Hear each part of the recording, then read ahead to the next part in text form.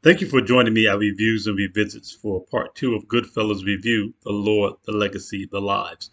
Please like, comment, and subscribe for more of this type of content in the future. In our last edition of GoodFellas Review, The Lord, the Legacy, the Lives, we set up what the film was all about and what the true draws to it are. Yeah, on the surface the action is great and the fantasy of the outlaw life is alluring, but more to the core of what makes this film a classic with an enduring legacy is the mystique that's unveiled, the brotherhood that is portrayed, the draws of being a part of something, having a code, and being a stand-up guy. We looked at some of the elements outside of the story that made up this portrayal and made this movie the epic that it is, such as the importance of editing in the title scene. But in this edition, we'll focus on the various scenes, interactions, and dialogue that makes this one for the ages. We already learned the two greatest things in life in part one. What are they? Say it with me. Never rat on your friends, and always keep your mouth shut. Another tentpole that holds up this epic is the cultural idioms that comes out of young Henry's father finding out that he hadn't been in school for, quote, months. His father backhands Henry across the face, and then begins to beat him pretty brutally with a leather belt, while his mother hangs on to the father's arm to try to stop him. Henry is undeterred, however, proclaiming in a cavalier tone, "The way I saw it, everyone takes a beating sometimes." I've heard some state that he was saying that every gangster takes a beating, but for one, that's not what he said. And secondly, that dramatically misses the point. The point was, as emphasized by Henry's rendition of the reasons why his father is angry, and how he, as barely a teenager, was making more money than the neighborhood adults. The point was that everyone in life takes a beating sometimes. He'd rather take his beating living how he wants, acquiring money and power, than to get beat down by a back-breaking job, or from the indignities of a life punching a clock, making nothing to make others rich. This perspective gives us further insight of what fuels the mentality of a gangster. The next great pillar of this film we'll look at is the introduction of the crew. This is a standout and highly memorable scene. I remember first seeing and feeling like I was literally getting a look on the inside. The way Scorsese has the camera move through the dining hall as if you're receiving a first person introduction to the people. Having them acknowledge Henry as he sees them from a first person point of view is integral to making this introduction and creating the impression that I had watching it. The scene serves another important purpose, to give you insight into the cast and characters that make up a mafia crew.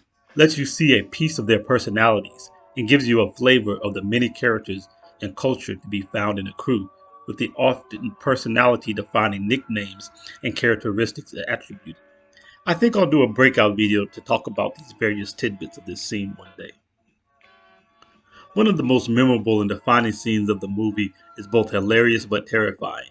It shows the stark dichotomy amongst the mob.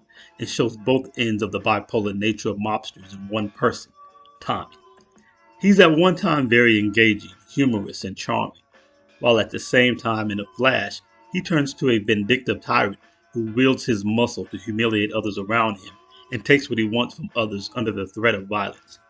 He tells the story of verbally abusing a cop and then getting physically abused by that cop in response. The 5'6" actor proclaims, "I wish I was big just once," to uproarious laughter. Henry tells Tommy, "You're really funny," and instead of taking his compliment in what we'd come to know as true Tommy fashion, he takes opportunity to turn it into a moment of intimidation for further self-aggrandizement. This gives birth to one of the greatest, or at least most memorable, riffs of recent movie decades, as Tommy interrogates Henry, asking him, "I'm funny how? I'm a clown? I amuse you? I make you laugh? I'm funny how? Tell me, what's so funny about me?"